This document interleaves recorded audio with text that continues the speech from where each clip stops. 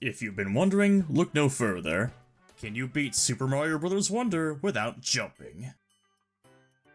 Hey there guys, NovemberJoy here, and welcome to the Reptile Rumble.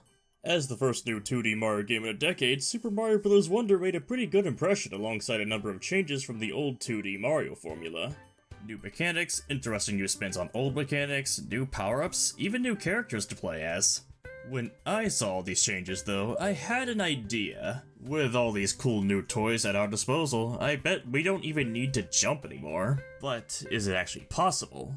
Can you beat Super Mario Bros. Wonder without jumping? The rules are simple. We're just not allowed to jump, wall jump, or spin jump.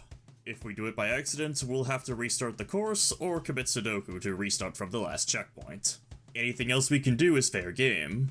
For optional challenges though, I'll try to avoid using Yoshi and Nabbit since they're invincible and Yoshi's fluttering might be a bit strong. And I'll also avoid using a few badges that are basically just jumps with extra steps, like crouching high jump and boosting spin jump. With these rules in mind, let's get into the run. The intro poses no problems for us because it's literally just a straight line, leading us to Bowser's next wacky scheme. Instead of kidnapping the princess, or her castle, he became the castle instead. I guess he had to try something new after decades of doing the same thing. With that little disaster out of the way, we can head into our first stage, Welcome to the Flower Kingdom, and discover our next disaster. Our moveset in this game is a lot more limited. In the 3D Mario games, you usually have an expansive moveset with at least one move available that can replace your standard jump, but we don't have many options here. It doesn't take long before we run into Goombas and insurmountable waist-high block staircases. So what are we gonna do about this? Let's introduce multiplayer, powered by fellow challenge runner Ansel G. Check him out, he's got a cool Wonder video too. When there are multiple players, you'll become a ghost when you die or hold L and R at the same time, and revive upon touching a living player, gaining a vertical boost in the process. Now we do have to remember to start holding L before we press R so the game realizes we rather die than spin jump, but this is still gonna be our main jump replacement throughout this whole game, and lets us make it through this stage fairly easily. The second stage, Piranha Plants on Parade, is pretty straightforward as well, though the Wonder Flower does keep us on our toes. The third stage, Scram Skedaddlers, is also pretty simple, since we can just duck under the projectiles. That's the introductory levels finished, so now we get access to our first badge, and way more freedom to pick where we go next. As long as we can get enough Wonder Seeds to open and finish the required levels on the path, we're all good. We decided to head for Bull Rush Express first, which only required a little bit of care to get through. You'd think the Wonder Flower with its stampeding bull rushes would be a problem, but you just clip on top of them once they approach you. That's weird, but I'm sure not gonna complain. And as usual, Hurry Hurry is barely even a level. Then we tried the Parachute Cap Badge Challenge for absolutely no reason. This place very much expects you to jump, but it turns out mid-air ghost respawning actually works pretty well alongside the parachute capped across large gaps, so it wasn't too bad. Now that we have 10 seeds, we can try Wiggler Race Mountaineering. This might be interesting since we have to win a race against a Wiggler who is very much not landlocked like we are. However, he slows down and goofs off if he's currently in front of you, which gives us plenty of time to catch up. By abusing stars and invincibility frames, we could make it with plenty of time to spare. Okay, grab the star, and that should be it. There should be no more jumps. Okay. It should take us ahead. Oh wait, what happened to you? That's it. You just won. We just won. Okay. That was intense, but we barely won. Actually, yeah. Well, I wasn't fully expecting that. Yeah, I didn't expect it at first try either. Yeah, I definitely wasn't expecting that to be first try. Once we're past there, a few more levels open up to us, so we headed towards Swamp Pipe Crawl. This level and its weird crawling pipe worms don't pose any challenge, so we walk away with 2 more Wonder Seeds. Then we took on Wall Climb Jump, and this was before we fully codified the rules of the challenge. We decided to experiment and see what Yoshi could actually do since we didn't want to use the badge. His flutter can get up this gap that stops everyone else with relative ease, but these other heights prove a bit tougher to ascend. Thankfully, we discovered an important and useful trick. Ground pounding gives you just a tiny bit of height, so we can sometimes clip up onto semi-solid platforms like these with a well-timed ground pound. That was enough to net us the Wonder Seed without ever needing to use the badge. Don't worry, this Wonder Seed could have been replaced, and we decided to avoid breaking levels with Yoshi in the future. Now that we have enough Wonder Seeds, we can enter Pipe Rock Palace. This level has plenty of poison and a mildly tricky section or two, but it's nothing we can't handle. We make our way to Bowser Jr. fairly quickly, and the elephant power proves its worth. We can swat him away with our trunk when he tries to approach in his shell, and it also serves as a great way to deal damage as long as we don't actually touch him. We take him out very quickly as a result, and nab our first Royal Seed. 5 more of those and we're on to the final world. Now we're on to the Petal Isles, the world between worlds. That sounded cooler in my head. Let's just grab our free Wonder Seed and then head to do the Dolphin Kick Badge challenge easily. For the rules of this run, I'll say that boosting out of water like this isn't a jump because you don't just do it with the jump button. You can also do it with Dolphin Kick, or any other vertical momentum. If you disagree though, this can easily be routed around with Ghost Revivals since there aren't many water levels in this game anyway. On that note, Leaping Smackerel and Robert Cove are both water levels, so they don't pose much challenge for this run. Our easy streak ends as soon as it started though, with Bluebird Roost, featuring birds which are blue, and which also shoot pencils that we have to use as platforms. The platforms don't stick around long, so we have to hurry up. That's surprisingly tough when our main method of gaining height is so slow. Thankfully, we have just enough time to get up this set of 3. Along the way, we actually took the harder path here because the camera wouldn't move up far enough to show us the pipe until we were already past it. These bouncy mushrooms give us a reprieve because we only have to hold B to bounce off of them rather than jump off of them. If I started counting half B presses, I think Ansel, Henry, and I would all have a collective aneurysm. Then we reach this section. Lots of pencil platforms, no safe ground anywhere. We barely made it up that set of 3 in a row earlier, so we have no chance making it through this gauntlet. We did try using these little bits of solid ground where the bluebirds are standing, but that would require us to tank a lot of damage, and it only helps so much. Thankfully, there is a smarter solution. On the world map, we can check out the Poplin shop and buy the Add Exclamation Point Blocks badge. This adds a few extra blocks to certain sections of certain levels. They have a few things inside them, usually coins, but the important part for us is that they provide more solid ground to stand on in this section. With that little bit of help, we can take our time through this area and make our way up with relative ease. After a wonder section where Luigi wins by doing almost nothing, we can finally reach the flagpole. I was genuinely worried this might be a roadblock, but we just had to think outside the block.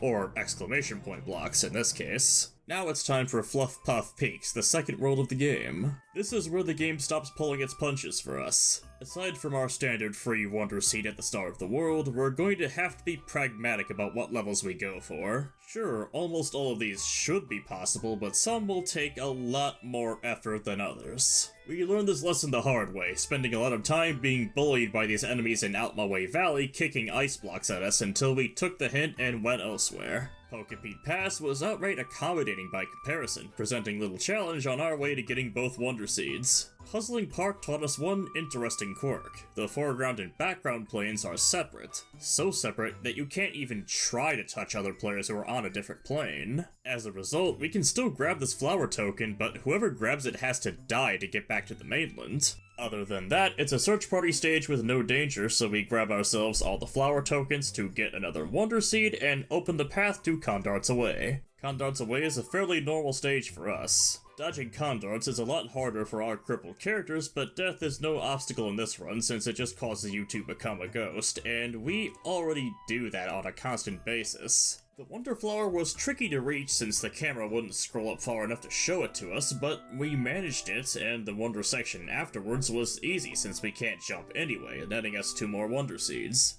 Pole Block Passage was more of an obstacle though. It revolves heavily around these poles, which retract after a little while, meaning we have to deal with time pressure again. This is when we started seriously experimenting with the Bubble Flower and found out a new technique. Bubble bouncing. If we have one player blowing bubbles and the other player respawns off of them to get some height, bouncing on bubbles can let us travel much higher and further than we normally could. Trust us, we did try to get infinite bubble bounces going at a later point, but we couldn't get it to work without jumping. Another thing that doesn't work jumpless is getting off vertical poles. I guess they never thought anyone would want to get off a pole without jumping. Honestly, can't blame them. Bubble bouncing gets us through this stage. Sometimes it involves having the one with the bubbles ghost so the camera will start following the one bouncing, but it works. mostly. 2 more Wonder Seeds for the collection. One easy break time level later, up and down with puffy lifts gives us these puffy platforms that collapse as you stand on them. We need a little ground pound clipping and a lot of good timing to make it past. There is one thing that no amount of timing will ever get us up to though, and that's the Wonder Flower. We'd have to make it into this pipe, which not only has a constant stream of Goombas pouring out to lower the platform, but also can only be entered when the platform is at its peak. Normally you'd do this with constant jumping to stop the platform from dropping, but I'll give you 3 guesses why we can't do that. Even just beating the level normally was a bit tricky since we have this section near the end that has absolutely no safe spots. It's not that bad if you just smack the spiky balls back with an elephant trunk though. Fluffpuff Peak's flying Battleship is an interesting one since it constantly scrolls to the right whether we want it to or not. Every move of ours has to be planned out and executed perfectly to keep up with the scrolling screen. We'll also be going for the Wonder Flower in this level. You might be wondering why we're going for it when all it does is make Bowser shoot at us, but that's actually exactly why we want it. His cannon fire also destroys objects that get in our way like these blocks and cannons, so it's actually a net positive for us. The rest of the level isn't too much of a problem, so we can get these bombs out of our way with the Fire Flower and push this button to ground the airship for good. Countdown to Drop Down has a very tricky gimmick with these numbered platforms. The moving ones won't move unless both players stand on them, but there's always obstacles we have to coordinate to get past, and that's before we talk about the Lakitu. This Lakitu is somehow the best and worst part about this stage. It rains spinies onto us that are incredibly annoying to deal with, but we can also snag its cloud and get the Wonder Flower, this being one we can easily finish. After several attempts, we reach the flagpole as well. Then we can get the last Wonder Seed we need by doing Zip Go Round, which we can beat in about 10 seconds. I'm not sure this legally qualifies as a level. That brings us to Fluffpuff Peak's Palace, which doesn't have much to talk about, just a lot of fireballs that miss us, and plants we can get past with proper timing. Our real problem comes right at the end from the most unexpected source imaginable, Bowser Jr. He was a pushover before, but that was because we just pushed him around with our elephant trunks last time. This time, all we could do is blow bubbles at him, and bubbles aren't known for being very dangerous. We can use the shifting floor to avoid his attacks a little bit better, but it's still not going to help us much with actually dealing damage. It only gets harder once he puts his mask on, since he can fire it for a nearly unavoidable homing attack and dig around in the honey platforms to shift around the arena quickly. Clearly, we need a better strategy. We settled on heading back to the first stage and bringing in elephant power-ups from there. Now, all we have to do is conserve them throughout the whole level without getting hit too much, which is doable, and then punish this naughty child with them. It still almost ended badly since we lost our elephants near the end of the fight, but a lucky respawn managed to net us the final hit and the second Royal Seed along with it. I never thought I'd see the day where Bowser Jr. was a challenge. We have a couple of courses in the Petal Isles to worry about, Dolphin Kick 2 and Wiggler Race Swimming, but both of them are water-based courses, so we can Dolphin Kick our way to victory fairly easily. In fact, we can beat Dolphin Kick 2 without even needing to ghost, just by taking the top exit and twirling in midair to reach the goal. There's the true jumpless challenge right there.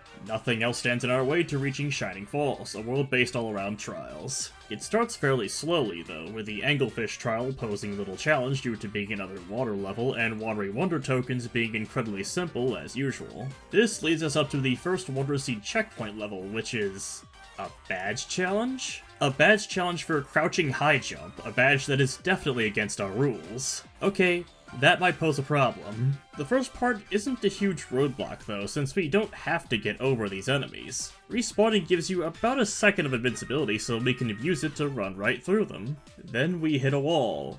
This wall to be exact, which is too high to get up by respawning. So what are we gonna do about this? This is a badge challenge after all, so we can't bring power-ups in, nor use any other badges. Well, first of all, with a bit of experimentation, it turns out it is possible to chain ghost respawns together without any outside help. First, one player ghosts and then revives, while the other starts holding L and R before the first player respawns. If it's timed correctly, they'll become a ghost immediately after the first player revives, where they need to head up and wait. There's a short delay after becoming a ghost before you can actually be revived, and the first player needs to stall in midair with twirls and ground pound cancels until the second player actually revives. This has very tight timing, but lets us gain a lot of extra height. We can even reach this block up here that normally requires using the crouching high jump badge. Is this our magic button?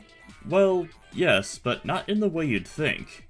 This trick is pretty difficult to pull off even when there isn't an enemy in the way ready to attack. Instead, we want the power-up from this block. At first, it might seem useless since it's just a standard mushroom, but there's one thing to consider. Hitboxes. Characters with a mushroom or most other power-ups are twice as tall as ones with no power-up at all, and this extends to their hitbox, which is also used for ghost respawning. Since this ledge is just barely outside our range normally, this single extra block of height is just barely enough to get up onto the ledge by using the very top of a super player's hitbox. Thankfully, the flagpole was right ahead after that. For a bit there, I thought I'd have to cave in and use Yoshi or something. Afterwards, this guy makes sure to congratulate us on mastering the technique, and, well, maybe it's not the one he was intending, but we certainly did master a technique. That opens the way to the midway trial Hop to It, and this level is a very funny one. This level's full of hoppy cats, an enemy type that only jumps when you do. Since we don't jump though, they're just stationary obstacles, making this level simpler than usual. We're not grabbing the Wonder Flower though, since that turns you into a hoppy cat, and true to their name, hoppy cats are expected to hop. Being the level the normal way isn't too bad though, so we still get to move on with a Wonder Seed for our efforts. This lets us pick from a few more trials. We went for the Sugar Star trial Across the Night Sky first, since it's incredibly easy in normal play, and it's not very challenging for this playthrough either, netting us 2 easy Wonder Seeds. That opens a break time level, Timer Switch Dash, and this was one of my favorite levels for this whole challenge. Normally this one is very simple, just forcing you to run along a path while hitting timer blocks to keep it from disappearing underneath your feet. So you can imagine it was fun to route around our much slower movement. We had to develop a standardized series of movements for each other to execute because we need perfect coordination for this. The beginning isn't too rough, but then there's this part here where we need to get up a ledge followed by a series of 3 platforms. We can skip the last platform with the parachute cap, but all that respawning cuts us so close on time that it's just barely possible to reach the next timer block. We had a blast figuring out exactly what to do to beat the clock, but it all turned out to be barely possible, so we were able to build this bridge and make our way to the Wonder Seed in the end. If there's a level I'd advocate casually playing this way on your own time, it'd be this one if you've got a friend to play with. We took on the Sharp Trial next, which was quite simple. Most of the level is just riding a moving platform with minimal platforming necessary, and all the enemies the game throws at us can be dispatched easily with the Elephant Form's melee attack. Actually, wait, what is that power-up called? Elephant Fruit? Well, I was expecting a more creative name, but okay, I can work with that. We didn't bother with the Wonder Flower, but we don't need to. We only need 10 Wonder Seeds to move on to the final stage of this world, so off we go. This doesn't mean it's going to be an easy one, though. Zip Track Dash is the final trial, so of course it's the most difficult one for this quest. The zip tracks move us forward whether we want them to or not, and most of them lead directly into pits or enemies, with very little solid ground to catch our breath. We had a lot of trouble making any significant progress. And you know what the sad part is? No matter what we did, we would have been stuck here. Even if Yoshi's Flutter would make it way easier to handle the tracks and make it to the end, it wouldn't matter.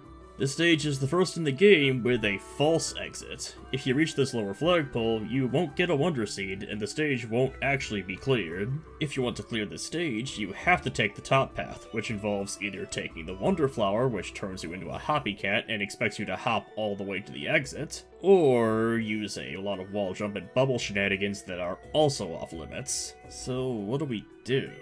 We kinda need all the Royal Seeds to beat the game, or even to progress beyond this world, making this challenge a failure, right? Well, if you're playing the original 1.0 version of the game, there are a couple of extra bugs you can exploit. One of them is very useful for our purposes. When you're on the overworld, some areas let you roam freely, and others keep you on a tightly restricted track. In multiplayer, if you pause and change the player layout while one player is on a track and another has free movement, you can get both players in the track area while having at least one with free movement. The track areas don't have the same invisible walls or collision as the free movement areas, so it's not hard for you to go places you're not supposed to this way, including this pipe that leads to Sunbaked Desert, the 4th world of the game. Of course, we're not supposed to be here, and this area is blocked off by a door that you normally have to open from the outside. We can solve this by entering the nearby level and losing all our lives to force a game over. Whenever you game over, the game returns you to the start of the world you're currently in, so we can conveniently teleport to the start of this world we shouldn't even be able to access yet. Now you might be wondering how this is helpful since we need all 6 Royal Seeds. Well, it turns out we don't. When opening the path to the final world, the game only checks for the Royal Seeds of worlds 4, 5, and 6. meaning if we can finish all of them, we can move on without needing to worry about the one in Shining Falls. Anyway, let's actually start playing through this world. The normally free Wonder Seed from the initial Poplin house actually requires a little bit of strategy because it has an insurmountable waist-high ledge in the way and you can't ghost in these levels. We can get around this by entering in one-player mode and joining in the second player during the level. Players gain a vertical boost when they spawn in, so we can surmount the ledge and actually start the world properly. Well, mostly. After all that, Belly Full of Snoodles starts us off easy, with no real challenges. Our next level might pose a bit more of a challenge though. After all, it is called Ninja Jump Party. This stage revolves heavily around jumping with rhythm to please the crowd, but they're going to be pretty disappointed with this playthrough. First things first though, we have to reach this first floating token, which is doable by respawning off a super character right from the very edge of the platform. Ground pounding to go just a little higher helps too. For this section, we're expected to raise this platform by pleasing the crowd, but by using ground pound canceling and the parachute cap, we can barely snag this token and make it on past. Then we have to deal with these disappearing platforms. We can solve this by getting one player onto them right as they reappear, giving us just barely enough time to respawn off of them before they fall. The rest of the level passes relatively easily until this cliff, which is a bit high up. We do have a convenient enemy to bounce off of, which would be more than enough, except someone decided to put an invisible block right in the way of our bounce arc. However, that doesn't stop us from chaining two respawns together with the parachute cap to get over it. And once we're past that point, the Wonder Seed is right there. All things considered, that wasn't as bad as I was expecting for a level with jump right in the name. And yes, we probably could have trivialized this with bubble bouncing, but hey, this was a lot more fun, now wasn't it? Moving on, Parachute Cap 2 mostly revolves around mid-air revivals.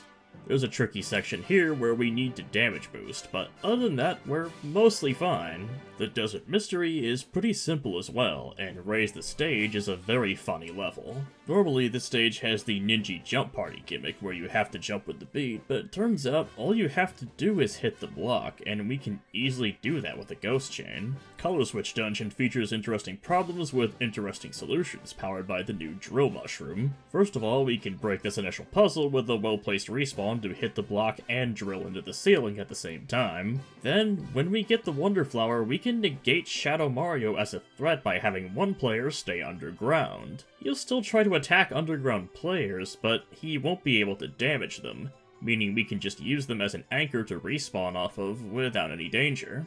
Once we got that down, we just have to solve a simple puzzle, and we're off with 2 more Wonder Seeds in store, taking us up to 11. Lights Out is a simple break time level, as usual, but Sunbaked Skirmish was an interesting one with our limited mobility since it was a KO arena that requires us to wipe out all enemies to advance. It was mostly fun in games until the Hammer Brothers showed up. Their mobility and hammers posing a major challenge alongside these sinking floors, until we discovered the dumbest possible strategy for defeating them. If you wait long enough, they're eventually bound to jump down to the sinking floor, and it responds to them as well. If they stay on it long enough, they'll sink into the poison and die, without any involvement on our part. This was enough to get through with a blazing fast time of 428 seconds. Bet you can't beat that, huh? We wisely chose not to attempt the second crouching high jump challenge, and instead went for Armeds on the roll, stage revolving entirely around these Armed enemies. Despite the name, the toughest part of the stage is the Pokies, especially when the Wonder Flower is active that doubles the game's speed. With enough Drill Mushroom abuse though, we can make our way past their complex patterns and take 2 more Wonder Seeds, finally giving us enough to make it to this world's palace. I'll disclose that we did replay previous levels with jumping in order to get power-ups faster. We made sure not to get anything we couldn't get without jumping though, so this was simply a time-saving measure. I feel like this didn't harm the challenge, but I'd like to hear your guys' thoughts in the comments. With that in mind, the floors of the palace are surprisingly soft, letting us burrow inside and hide from almost all danger right up to the end of the palace. The boss of this world turned out to be fairly simple, too, since Bowser Jr. had the bright idea to fill the room with water, greatly amplifying our mobility and practically handing us another Royal Seed. Seems like things have gotten easier for us since we skipped World 3. Now let's head back to the Petal Isles for a bit to take care of some things. First, the Petal Isles Battleship was simple because its gimmick was very friendly to this challenge. Riding in these clouds doesn't require us to jump, and they pretty much carry us through the entire stage as long as we grab replacements when necessary. While we were here, we decided to take care of the rest of the Petal Isle seeds we need. First, we went for a Maw Mouthful, a level with interesting enemies and a very interesting Wonderflower gimmick that turns you into a Goomba, slowing your walking speed and making your jump useless. It didn't do much for us though, since we already can't jump. It did make me wonder what a Goomba tastes like though. The next one, however, was very exciting indeed. We decided to take on the Boosting Spin Jump Badge challenge just to see if we could do it without the badge. Of course, it starts with a high pipe that requires an unassisted ghost chain to get up, but that's nothing new. There is one thing to keep in mind though. Unlike with crouching high jump where we just couldn't use it, boosting spin jump is activated with the R button, effectively replacing our midair twirl. With this in effect, the only things we can do are walk and die, so we have to extend them as far as they can go. For that, we have to make use of a trick I'd call momentum transferring. We used this earlier in the run, but this level would have been genuinely impossible without it. Essentially, if you touch a ghost and revive them, whatever momentum you currently have gets transferred to them when they come back. This allowed us to clear otherwise impossible gaps by positioning a ghost above a pit and running off the cliff to touch them and fire them off with momentum. This, of course, results in death, but this run has taught me to embrace death. Things get really tricky around this checkpoint. We have to make use of this pipe, but it lowers when we stand on it while pushing this pipe up higher to block our way forward. The only solution is to have one player respawn to get on top of the pipe, then have the other immediately ghost and head towards the pit while the other runs into them. If you do it just right, you'll fire the respawning player across the gap before the pipe gets in the way. From there, we only need one more assisted revival to make our way to the end, officially proving that boosting spin jump is an F tier badge. For legal purposes, this is a joke. Finally, we have to take care of Muncher Fields to open the way to World 6 anyway, so we run through real quick. Other than needing to die to get into the background, there isn't much interesting about this one. Now, let's get back on track and head to World 5, the Fungi Mines, which starts with the world's least suspicious poplin. Seriously, I thought he'd turn out to be Bowser Jr. in disguise or something on my first playthrough, considering he's literally named Loyal Poplin. Taili's Toxic Pond is the first level we take on, full of these guys we can swing off of. There's a tricky maneuver near the end where we hang back as far as possible to delay spawning the last Taili and give us ample time to make it to safe ground, but other than that, it wasn't too challenging. The quiz questions weren't about to give us trouble, that's for sure. Trotting Piranha Plants is normally a free Wonder Seed, but in this case, we have a very hard time actually reaching the top platforms. However, we can just barely reach them with an optimal ghost chain, and if we can reach them, then we can eventually take care of all the Piranha Plants and claim the Wonder Seed. Beware of the Rifts is just a generally tricky level, but as long as we time our movements between the voids and never stop moving on these donut blocks, it's nothing we haven't seen before. Shadow Mario is a little more threatening when you can't hide from him with the Drill Mushroom though. This gets us enough Wonder Seeds to enter Wubba Ruins. The goop in this stage is gross, but not a bad gimmick for us since we can basically swim through it. One thing I do want to bring up is that you can jump out of it sideways. We actually ended up doing it a couple of times without really trying to. Thankfully, this didn't affect anything, but we made sure to disallow it once we realized it was definitely a jump. The Wonder Flower in this stage gives us access to a Wubba form, which sticks to walls and has a relatively easy path through the stage. That gets us out of here with the correct exit, letting us move on. We took on the Grappling Vine challenge next, and this one was really cool. We can use the Grappling Vine to very good effect, not just to grapple onto walls, but also to stall on walls for much longer than usual. We had to make very good use of this to even make it up this first wall. This level in general required a lot of fun coordination and planned out movement, especially when moving platforms get involved, but after a few tries, we learned how to use this gimmicky badge as best we could and made it to the top. Sadly, I don't think we'll be using it too much, but the Wonder Seed is appreciated. Once we move on to the Swaying Ruins, this level's gimmick of swaying platforms is actually pretty fun to play with and forces some tense moments. For this obstacle, we have to send a player up here and rush to respawn off of them before the tilting gets them killed. Don't worry, they won't die when they are killed.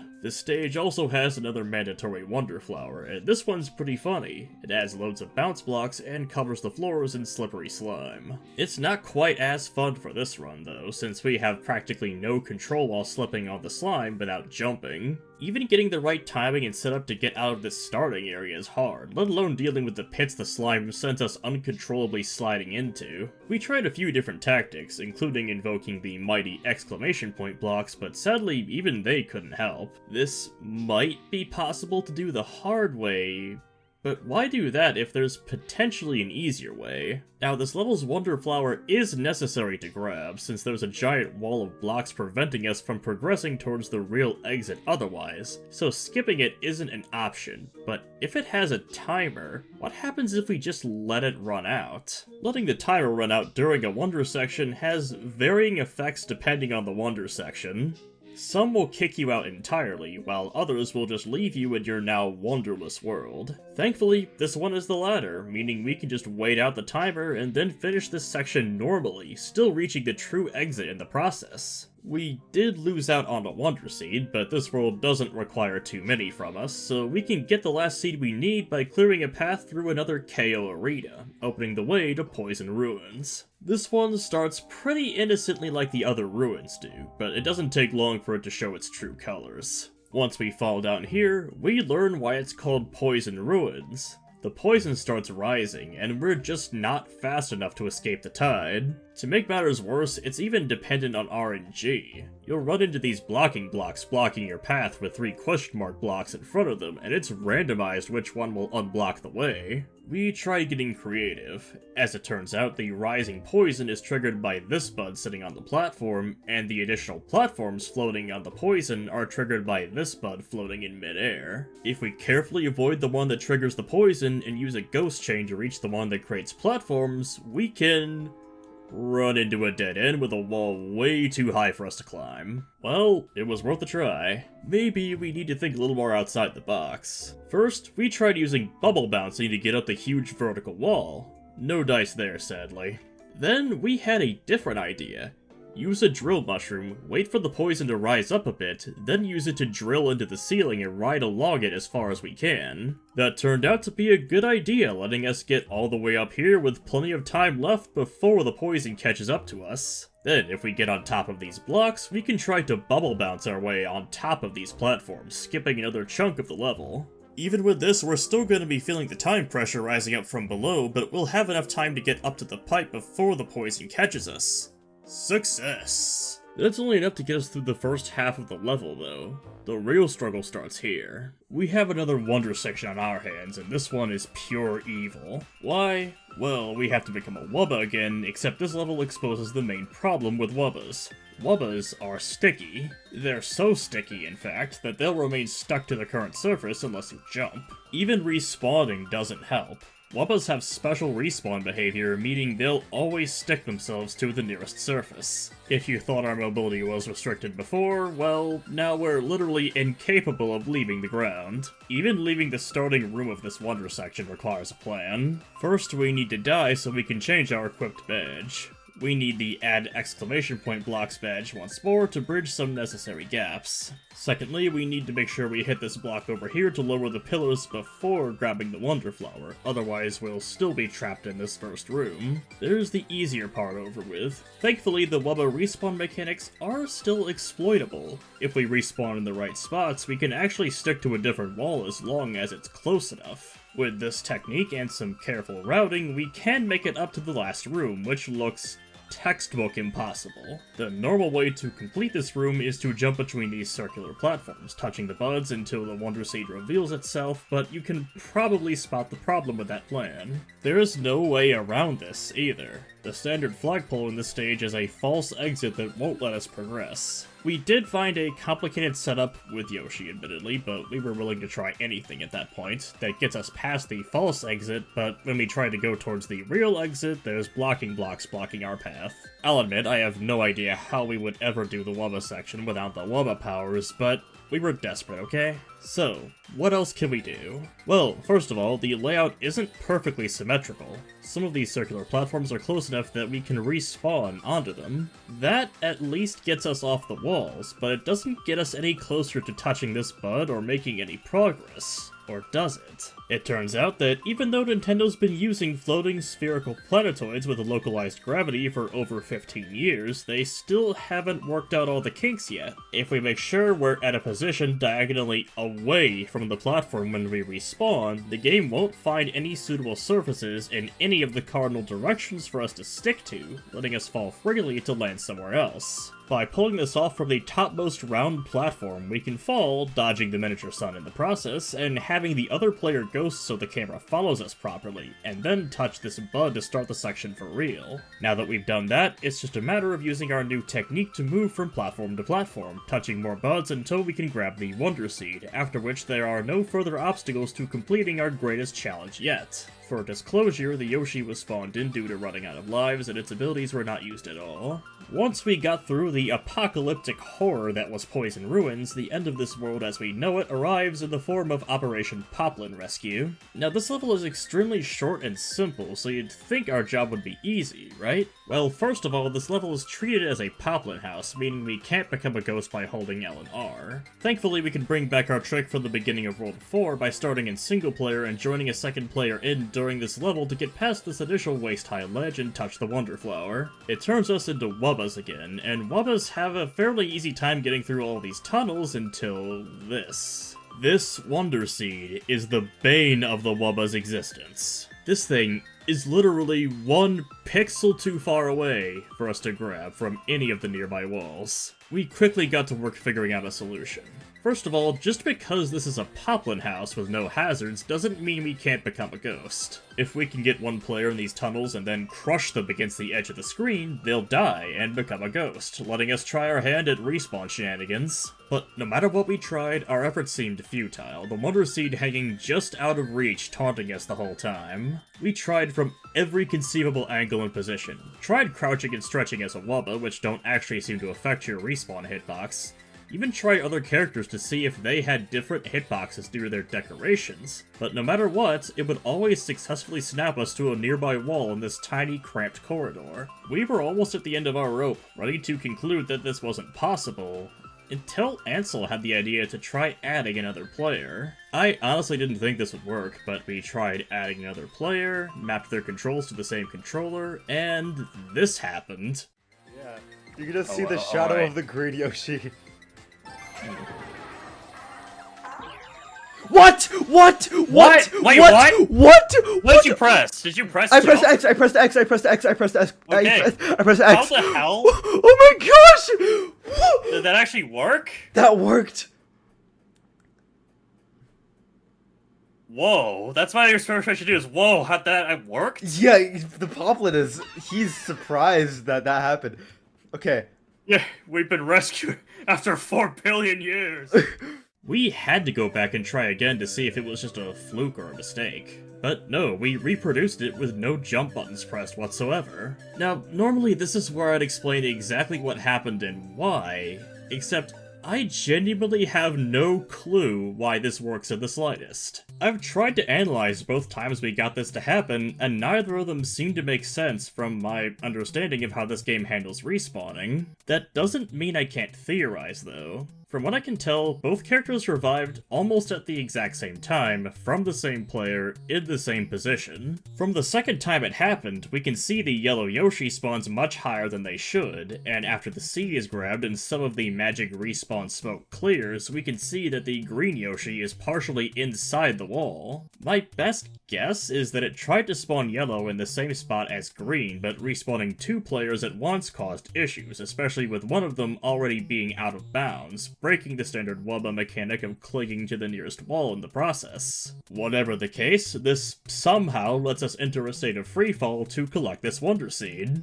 Once we do that, we just have to join in a 4th player to grab the Royal Seed, clearing our strangest challenge yet. These poplins better be grateful for all the effort we just put into rescuing them. The only world left for us to clear is World 6, Deep Magma Bog. After everything that World 5 put us through, this can't be that bad, can it? It starts with a mildly complicated setup to get up these stairs, but nothing too bad. From there, we have relatively free reign. First, let's go to where the Rumbas rule, where the drill mushroom will prove its worth once again by letting us sail under most enemies and obstacles. The Wonder Flower here offers us a new transformation, but this one's a lot nicer to us than the Wubba, even letting us respawn properly. It takes a few tries, but we can get the hang of rolling around at the speed of sound eventually and get this Wonder Seed. Then, we can take the normal exit and reach the secret exit area with a little bit of ghost chaining, netting us a total of 3 Wonder Seeds from this stage. We gave boosting Spin Jump 2 a try for the sake of it, and managed to make it up to this platform, but that's as far as we're getting without any power-ups or badges to work with. Rargs in the Ruins seems like a much better stage to tackle. This stage wasn't too difficult. The hardest part was this spinning platform section, where I was once again grateful for this game's generous respawn mechanics. The Wonder Flower is also a top-down section unaffected by our disability, which allows us to grab both Wonder Seeds. Speaking of easy stages, Grappling Vine 2 might be one of the easiest in this entire challenge, with these vertical zip tracks doing all the lifting for you. It's nice to have a breather every once in a while. Then we got sidetracked.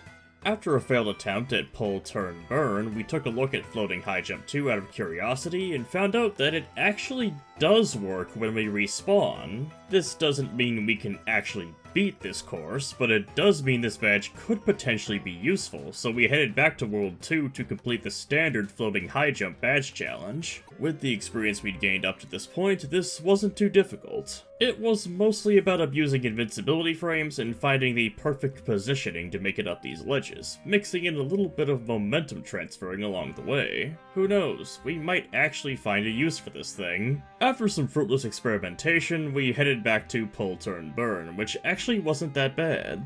Lots of lava, lots of fireballs, and careful timing required, but nothing too special to pull our way to victory, even with this section that asks us to swim in lava. Beating Pull, Turn, Burn also opens this observatory with a free Wonder Seed in it, so we can add one more to our total. We headed back and tackled the Item Park Search Party stage next. Turns out this one's very easy if you already know where the tokens are. We had a tricky time getting a drill player into this ceiling, but once we did, nothing else could really challenge us and we walked away with the seed in hand. Parts of this world are blocked off by rocks we need purple coins to break, but thankfully Captain Toad is here to give us a generous donation to open the way forward to the Deep Magma Bog flying Battleship. This one's actually really tricky. You already know how much pain we've had from auto-scrollers in this playthrough, so how about one that scrolls extra fast? The gimmick is that you can pull on these chains to slow down and even stop the scrolling alongside the flamethrowers, but that only buys us a little extra time. We need to get this one down to a science. First, abuse invincibility frames past this Mecha Koopa.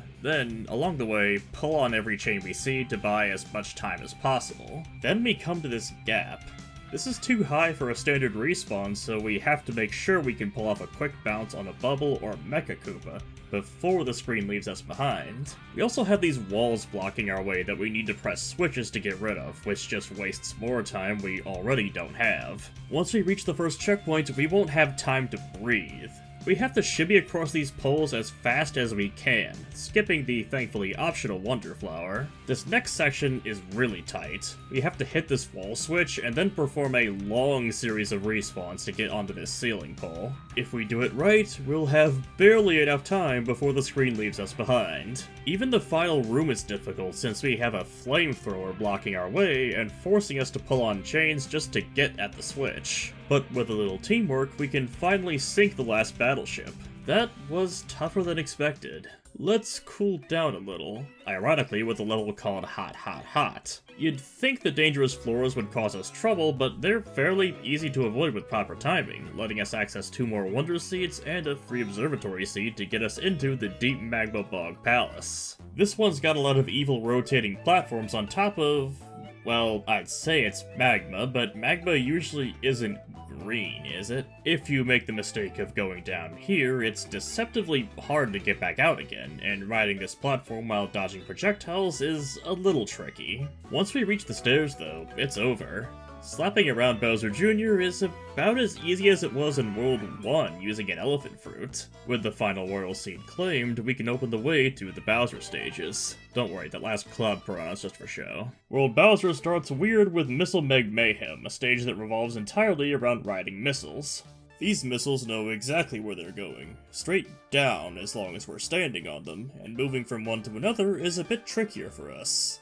We can't have both players move simultaneously with the way respawning works, and trying to catch up to a player riding a missile is slow enough we can't always catch up to them before the missile they're riding dips too low to reach any of the others. We even tried to abuse bubble bouncing, but that didn't end up helping much in practice. So we decided to try something different. We got another generous loan from Captain Toad at 0% interest, and played this Coins Galore stage, which appeared after one of the mini game overs we've had thus far, to afford the Safety Bounce badge, which lets us bounce out of pits or lava and refreshes after landing on anything. Testing out our new badge, we can safety bounce past this pit, use a safety bounce combined with a ground pound clip to land on this ledge, and then enjoy this little ride before we reach the flagpole. I think that purchase was pretty worth it. That was a tricky way to start this world, but High Voltage Gauntlet is cake by comparison.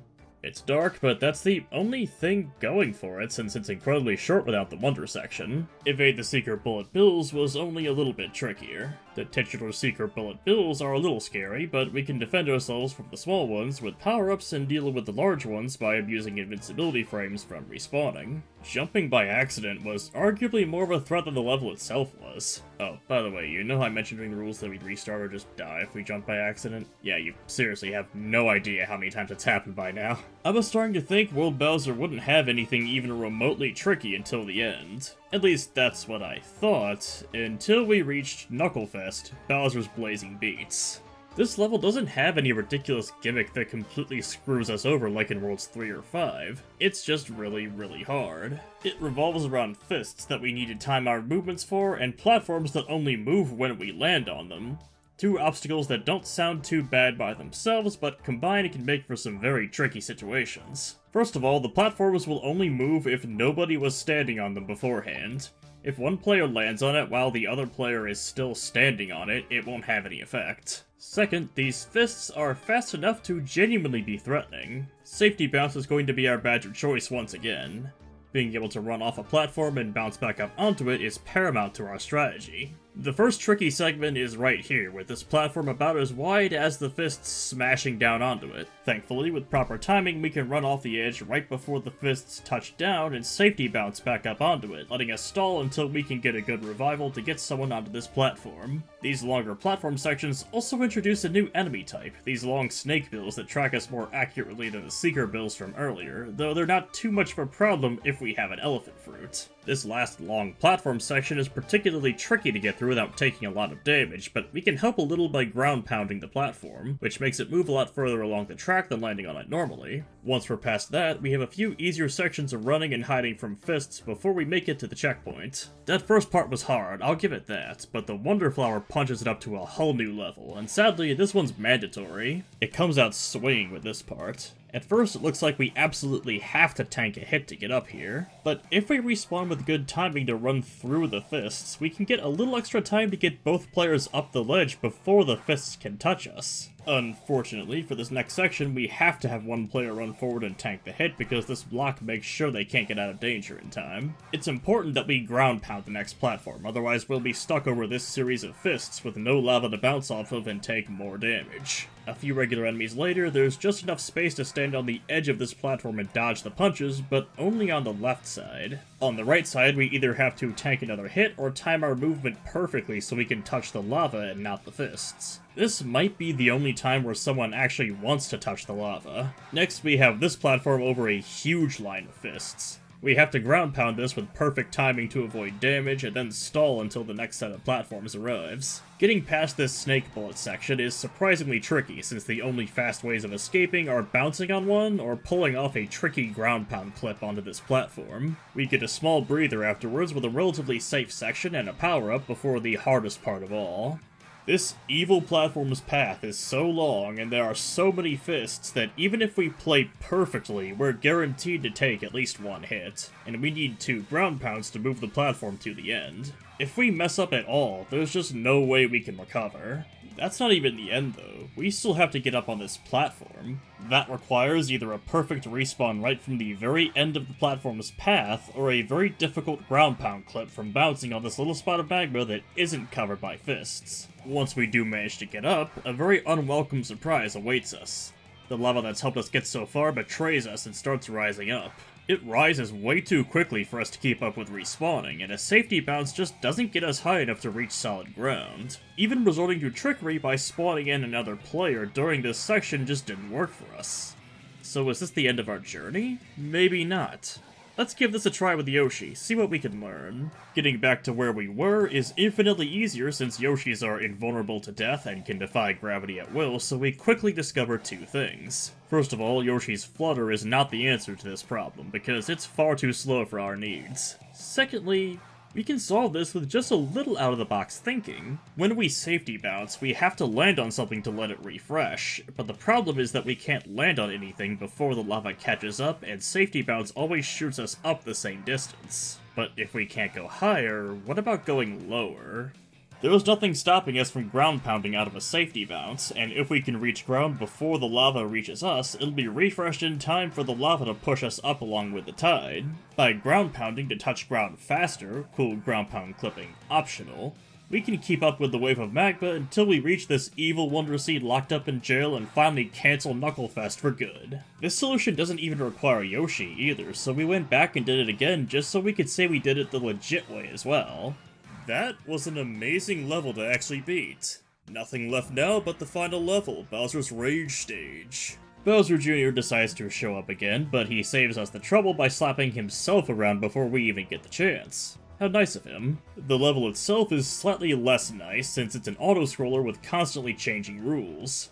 If it weren't for safety bounce, this would be very difficult, but with it we just have to be a little careful and memorize the layout. And before you ask, swimming through the air is not a jump. What does require a jump is using these rhythm floors. Sadly, these blocking blocks are blocking our path, and jumping with the rhythm floors is the only way to break them. While the flowers stood there and mocked our pain, we brainstormed ways of getting past this. It's clear that safety bounce is not going to help us with this in the slightest, but there's a checkpoint right here for a reason, so what badges can help us? First, we tried floating high jump, hoping we could use it to get past, but trying from an earlier vantage point didn't seem to work, and ghost chaining is tricky. So, guess it's finally time to break out that gimmicky grappling vine badge again. As long as we move the screen forward sufficiently and time our R press just right, we can grapple onto the side of the blocks and use a respawn to get up on top, skipping the need to break them. It's finally time to face Bowser. Well, after he shows off his mixtape at least. The Bowser fight in this game is known for being pretty pathetic, especially if you're good with rhythm. Unfortunately, it also takes advantage of our main weakness. Bowser floats up really high in the air, and we have no good way to reach him. At first, I wasn't even sure if we could damage him at all without using the boosted jump from the rhythm floor, but as long as we can reach him, we can damage him. It became clear quite quickly, though, that the grappling vine was not the best choice for this situation, since there's nothing we can grapple onto while fighting Bowser. We had to head back to the drawing board. Turns out if we head back to Item Park and grab some bubble flowers, we can use those alongside this high vantage point to make it to Bowser with a different badge. In this case, floating high jump, which should help with our height problems. We can also carry its benefits into the fight itself, making the first phase much easier with bubble bouncing.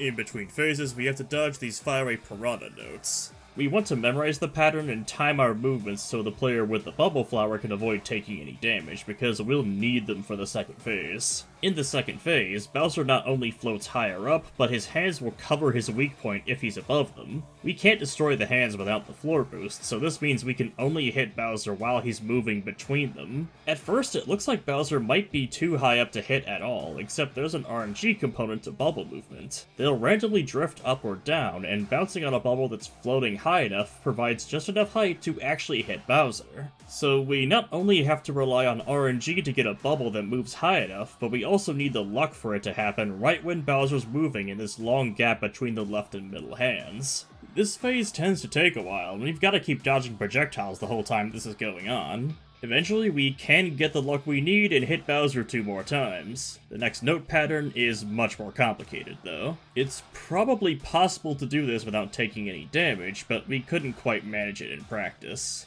For the third phase, we're actually better off ghost chaining. There are more different sections of floor, but that means there are sweet spots where we can be boosted by both floors at once, and the rhythm mechanics make it easier to time having one player ghost right as the floor moves them up into a ghosted player to hit Bowser. Once we get 2 more hits, the fight's almost over. We just need to get up these platforms and hit Bowser's giant glowing off switch. We had trouble with this because these are still some huge heights we have to scale, and it's very easy to lose a 10-minute or more attempt here from both players ghosting at the same time. That's when we had the idea to try online multiplayer for this. It works differently, but it might work a little better than Parsec. First of all, you might be wondering how we're gonna get to Bowser since we can't blow bubbles and have the other player bounce on them online. Well, as it turns out, there's a convenient friend race block that appears right here in online multiplayer that makes getting up here very doable. We had an idea to use standees to revive off of, but sadly the moving floor breaks them, so we have to abuse co-op the old-fashioned way. We can also abuse the good points of existing in different worlds as well, like having one player advance between phases and then dodge the note patterns by respawning off the other player who doesn't have to dodge them. Then we discovered the ultimate strategy.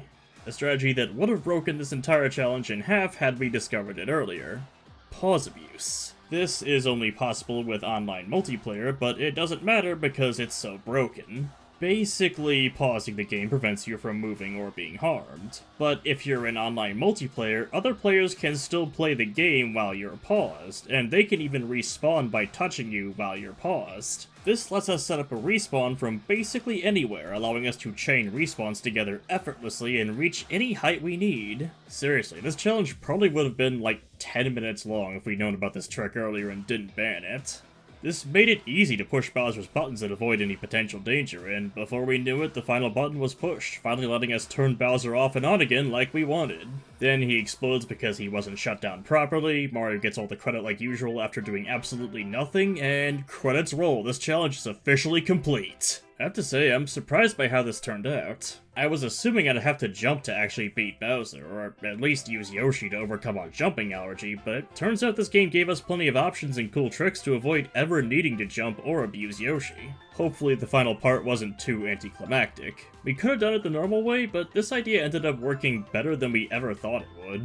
We might be interested in heading back to this at some point to see how many collectibles and stages are possible without jumping or pause abuse. Leave a comment down below if you'd like to see that at some point. And while you're at it, don't forget to take a look at Ansel G's channel in the description and in the cards. This challenge wouldn't have been as possible nor the same without his assistance, and he's got a really cool Super Mario Bros. Wonder video of his own. Hopefully you guys enjoyed the video. Touch the Wonder subscribe button for more weird challenges like this, and respawn your way over to the card on the right if you're interested in seeing more cool stuff. Until then, I'll see you guys next time on the Reptile Rumble.